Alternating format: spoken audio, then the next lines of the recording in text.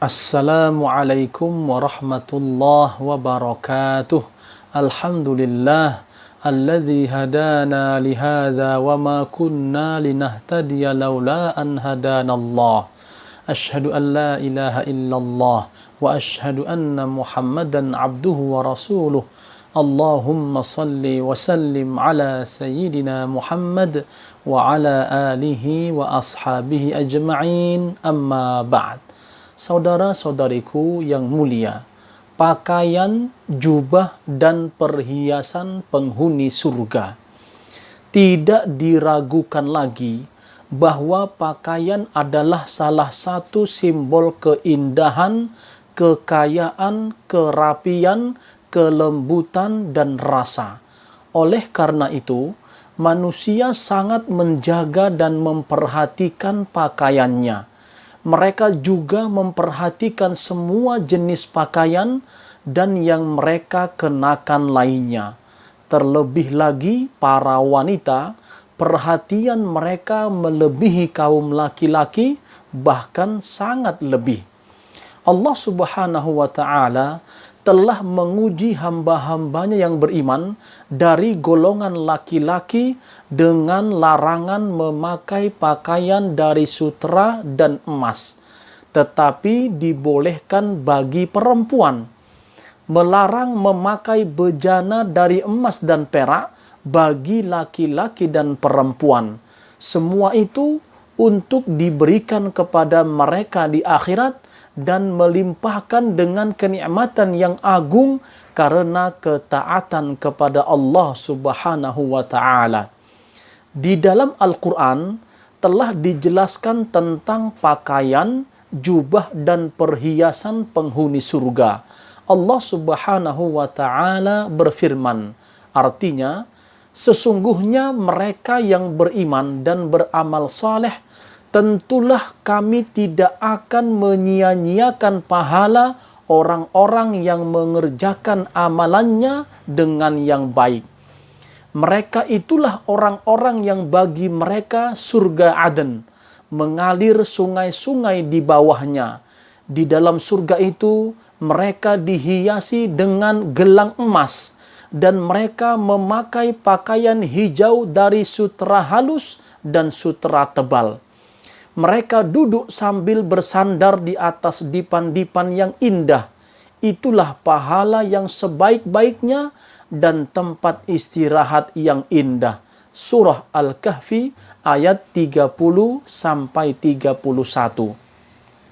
Di dalam firman-Nya, di dalam surga itu mereka dihiasi dengan gelang emas dan mereka memakai pakaian hijau dari sutra halus dan sutra tebal, yaitu di dalam surga mereka dihiasi dengan gelang emas. Para mufassir berkata, tidak seorang pun dari penghuni surga kecuali di tangannya ada 3 gelang. Gelang emas, gelang perak, dan gelang mutiara. Dan firman Allah Subhanahu wa ta'ala, dan mereka dihiasi dengan gelang-gelang dari perak, dan dia juga berfirman, dan mutiara serta pakaian mereka di surga dari sutra.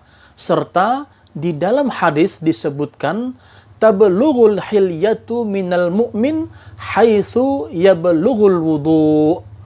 Kesempurnaan perhiasan orang mukmin tergantung pada kesempurnaan wudunya. Hadis riwayat Muslim. Maksudnya ialah air wudu. Kemudian firman Allah Subhanahu wa ta'ala artinya, mereka memakai pakaian hijau dari sutra halus dan sutra tebal, yaitu mereka berjalan dengan pakaian panjangnya dengan warna-warni sutra serta kelembutannya, baik yang tipis maupun yang tebal. At-Tabari berkata, makna ayat tersebut bahwa mereka memakai pakaian dari emas dan memakai pakaian dari sutra tipis, yaitu sutra yang paling tipis dan sutra yang paling tebal sebagai perhiasan. Allah Subhanahu wa ta'ala berfirman, Innal muttaqina fi maqamin amin, fi jannatin wa uyun, yalbasuna min sundusin wa istabraqim mutaqabilin. Sesungguhnya orang-orang yang bertakwa berada dalam tempat yang aman, yaitu di dalam taman-taman dan mata air. Mereka memakai sutera yang halus dan sutera yang tebal, duduk berhadap-hadapan. Surah Ad-Dukhan ayat 51 hingga 53. Allah Subhanahu wa Ta'ala juga berfirman, artinya sesungguhnya Allah memasukkan orang-orang beriman dan mengerjakan amal yang saleh ke dalam surga-surga yang mengalir sungai-sungai di bawahnya. Di surga itu mereka diberi perhiasan dengan gelang-gelang dari emas dan mutiara, dan pakaian mereka adalah sutera. Surah Al-Hajj ayat 23. Allah Subhanahu wa Ta'ala juga berfirman, artinya bagi mereka surga Aden, mereka masuk ke dalamnya. Di dalamnya mereka diberi perhiasan dengan gelang-gelang dari emas dan dengan mutiara, dan pakaian mereka di dalamnya adalah sutera. Surah Fatir ayat 33. Allah Subhanahu wa Ta'ala juga berfirman, artinya maka Allah memelihara mereka dari kesusahan hari itu dan memberikan kepada mereka kejernihan wajah dan kegembiraan hati, dan Dia memberi balasan kepada mereka karena kesabaran mereka dengan surga dan pakaian sutera. Surah Al-Insan ayat 11 sampai 12. Seluruh ayat tersebut menceritakan tentang pakaian, jubah, dan perhiasan penghuni surga. Sutera yang tipis dan yang tebal, mutiara, emas dan perak di surga, dan semua yang disebutkan tidak dapat tertandingi dengan yang ada di dunia, serta tidak ada kesamaan kecuali namanya saja. Emas misalnya, di dunia emas mempunyai kadar, semakin tinggi kadarnya, semakin murni dan mahal harganya.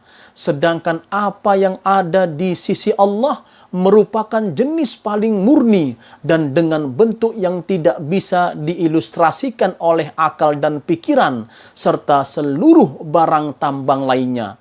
Dalam sebuah hadis yang mulia disebutkan bahwa Al-Barra bin Azib berkata, aku memberikan hadiah kepada Rasulullah sallallahu alaihi wasallam sepotong kain sutera.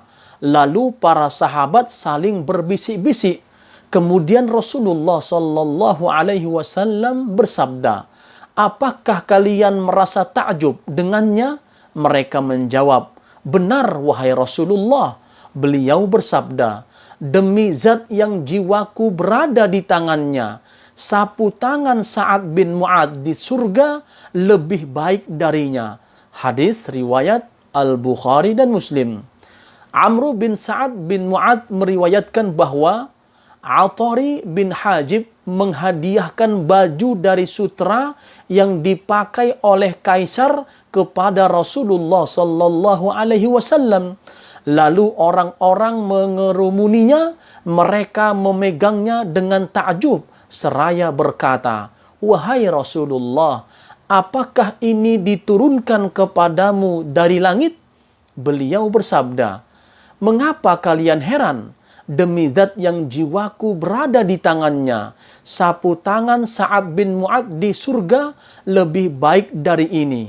Wahai anak kecil, bawalah ini ke Abu Jaham dan bawakan kepada kami kain ambajaniyah miliknya. Hadis sahih riwayat At-Tabrani.